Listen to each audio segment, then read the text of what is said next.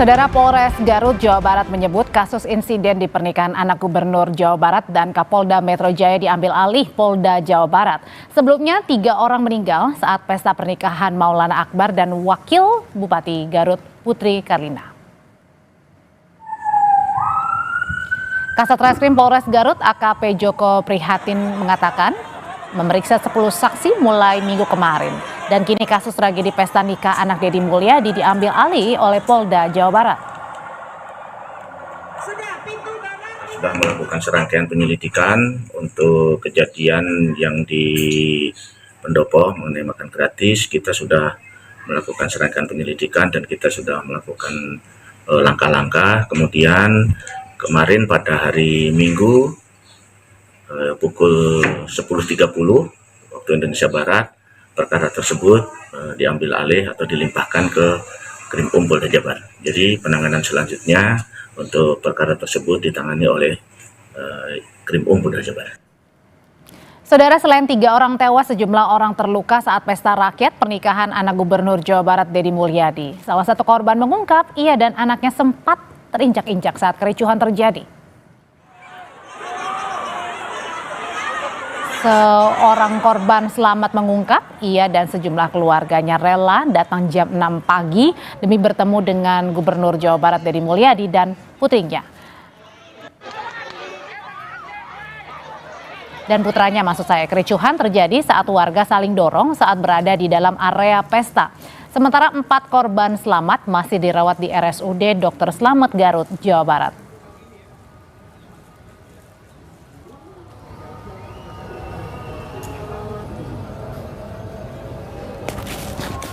Pertama pengen ketemu sama Bapak Deddy sama Bu Putri gitu, ingin ketemu langsung.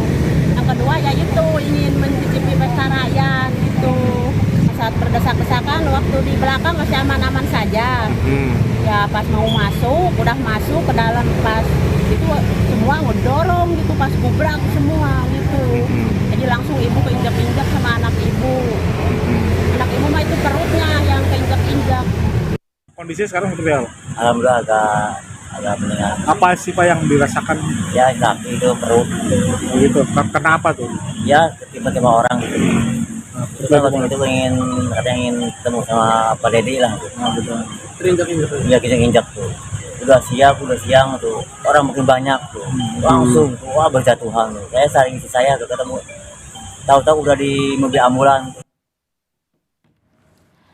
Lalu bagaimana proses hukum terkait insiden di pernikahan putra Gubernur Jawa Barat Deddy Mulyadi dengan Putri Kapolda Metro Jaya Irjen Karyoto? Kita ulas malam hari ini bersama pakar hukum pidana Prof. Hipnu Nugroho dan Komisioner Kompolnas Ida Utari Purnamasari. Malam Bu Ida. Prof. Hipnu. Malam Mbak. Malam Mbak, malam juga. Oke, Prof. Hipnu, jadi pertanyaan pertama saya, siapa yang paling bertanggung jawab dalam insiden ini? Kalau yang dilihat Prof. Ya, kalau yang paling bertanggung jawab ini adalah siapa EO, siapa kehendak. Karena konsep pasal 359 itu karena kealpaannya menyebabkan matinya orang lain. Oke, karena kealpaannya, karena kelalaiannya itu ada 2 terminologi. Pertama, bahwa penyelenggara tidak melakukan penghati-hati. Jadi penyelenggara harus berpikir ke depan bahwa ketika mengundang orang, jam berapa, jumlahnya berapa, itu harus diantisipasi. Ini bisa penyelenggara, kalau 10, bisa 10, bisa 20 gitu Mbak. Oke, penyelenggara ini IO atau kepada yang menyelenggarakan pernikahan dalam hal ini adalah misalnya orang tua atau kedua mempelai. Lah, sekarang ide mengundang itu siapa? Apakah penyelenggara ataukah pemilik hajatan yang punya hajatan? Itu harus telusur. Karena dalam hal upaya suatu kegiatan, karena tadi saya katakan kekurang hati-hatian itu melihat pikiran ke depan dan kekurang suatu duga. Jadi suatu tindakan itu harus jelas. Ini yang dilakukan. Oleh karena itu dalam hal yang dilakukan 359 itu kecerobohan. Suatu yang ceroboh mengundang. Dengan demikian, suatu rangkaian pertanggungjawaban tadi, kita harus lihat apakah ini EO-nya atau kehendak yang punya hajatan. Nah, kehendak yang punya hajatan itu harusnya kalau memang itu sebagai suatu bentuk menghudang, kalau kita lihat di daerah kita punya hajatan, itu biasanya ada permohonan pemberitahuan atau laporan lah kepada aparat penegak hukum setempat, apakah polsek, apakah polres dan sebagainya. Itu akan ditanyakan dalam acara apa, jam berapa, siapa yang diundang, dan bagaimana acara yang dilakukan. Itu jelas. Lah, dalam hal seperti ini kayaknya tidak ada antisipasi, tidak ada suatu kejelasan dalam tunggal itu. Oke, berarti kita yang pertama kita lihat dulu ya, apakah sudah ada kemudian tahu nggak nih ya polisinya dalam hal ini ya berarti ya Prof ya? Ya, polisi setempat, polsek setempat, atau polres setempat. Oke, kita ke Bu Ida gitu. Kalau misalnya tadi pertanyaan Prof Ibnu, apakah polsek atau polisi setempat ini sudah mengetahui atau belum? Berdasarkan pengetahuan dari Kompolnas seperti apa, Bu Ida? Ya, terima kasih. Saya pertama mengucapkan belasungkawa ya kepada para korban dan keluarganya, termasuk satu orang anggota Polri yang meninggal pada insiden tersebut. Kompolnas sejak awal sudah memonitor kasus ini, termasuk menyampaikan kepada Pak Kapolda apa yang sudah langkah-langkah yang sudah dilakukan untuk memitigasi atau menyelesaikan permasalahan ini. Nah, setiap kegiatan yang dilakukan, kegiatan yang mengundang masyarakat itu memang dimintakan izin. Ada seperti yang disampaikan Prof. Ibnu itu dimintakan izin. Siapa yang memintakan adalah tentu saja yang pemangku hajat itu. Nah, pada saat minta izin itu tentunya sudah disampaikan apa sih kegiatannya, kemudian berapa orang yang akan dihadirkan, antisipasinya apa dan sebagainya. Itu Mbak yang harus sudah diketahui oleh Polres setempat untuk pengeluaran izin ini, karena menghadirkan banyak orang.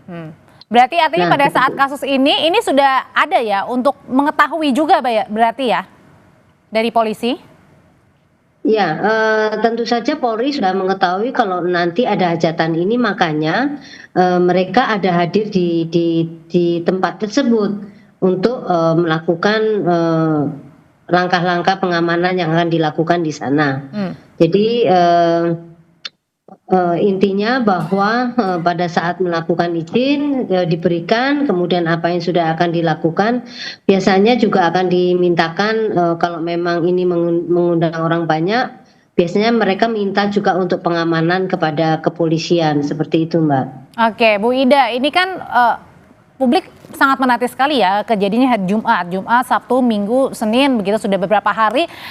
Apakah Kompolnas ini mendesak begitu ya, harus mengumumkan dan harus kemudian sesegera mungkin ini untuk menetapkan siapa yang paling bertanggung jawab dalam hal ini, atau mungkin terlebih dahulu memang semuanya harus diperiksa dulu?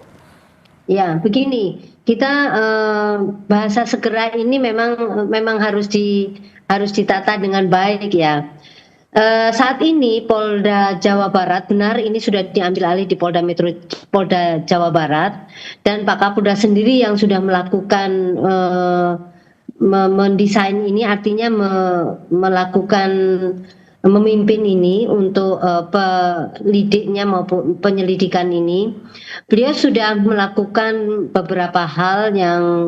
Yang pertama sudah memintakan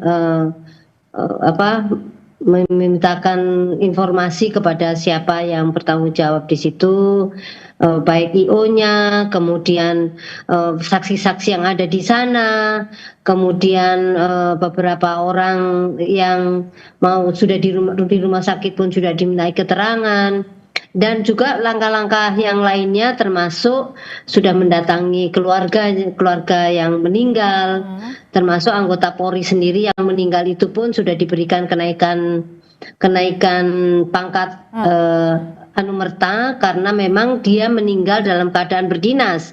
Kan pada saat itu dia ada di tempat kejadian perkara.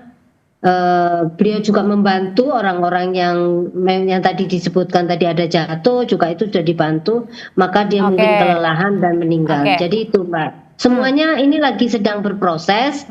Kita tunggu bagaimana Pak Kapolda ini memimpin penyelidikan ini sampai nanti ditentukan siapa ditingkatkan untuk menjadi penyidikan Oke. siapa sebenarnya bertanggung jawab untuk kelalaian ini seperti yang disampaikan dengan Prof tadi. Oke, Prof Ibnu, kalau tadi Bu Ida mengatakan kan memang sudah ada santunan, kemudian sudah pergi untuk berbelasungkawa begitu ya dari pihak keluarga mempelai juga, lalu kemudian ada kenaikan pangkat untuk anggota Polri atau anggota polisi yang kemudian gugur pada saat kemarin mendamaikan untuk pada saat terjadi pesta rakyat itu ya, kemudian terjadi kericuhan. Nah, apakah pertanyaannya ini cukup, Prof Ibnu? Sebab kan dengan ada-adanya yang tadi, sebab juga kita tahu bahwa yang keluarga mempelai ini juga adalah seorang Gubernur Jawa Barat, kemudian juga Kapolda Metro Jaya begitu. Apakah ini keluarga masih bisa punya kekuatan untuk menuntut? Ya, ini pertanyaan bagus nih. Karena dalam suatu kealpaan yang menyebabkan matinya orang, itu adalah tindakan yang tidak menduga-duga dan tindakan yang tidak berhati-hati kan itu. Ada berbagai alternatif memang, Pak. Alternatif penyelesaian adalah satu, memang dilakukan suatu penuntutan. Siapa yang paling bertanggung jawab atas ricuhnya suatu tindakan tersebut. Yang kedua, alternatif lain yang sekarang berkembang. Apakah memang bisa dimungkinkan adanya suatu mediasi penal yang kemudian kita kenal restoratif justice. Nah, kuncinya kalau itu memang RJ, seandainya loh, yang kita bicara seandainya alternatif, tindakan-tindakan yang dilakukan tanda petik yang punya hajat sudah bagus, menyantuni, minta maaf dan sebagainya. Tapi pertanyaannya, apakah keluarga korban menerima atau tidak? Apakah keluarga korban mau mengamini atau tidak? Karena dalam kata kunci RJ sebagai bentuk nilainya itu ada perdamaian, solidaritas, aktivitas daripada pelaku, ya, responsibility aktif untuk melakukan tanggung jawab, itu juga bagian nilai dari seperti itu. Kalau seandainya, kita bicara seandainya, keluarga korban dari masyarakat itu menerima, keluarga korban dari polisi menerima, dimungkinkan loh, Mbak. Karena penyelesaian itu dimungkinkan sekali dalam hal seperti ini, kan gitu loh. Kuncinya adalah ketiga korban yang meninggal, yang bersangkutan, keluarganya menerima atau tidak, masyarakat juga menjadi damai atau tidak.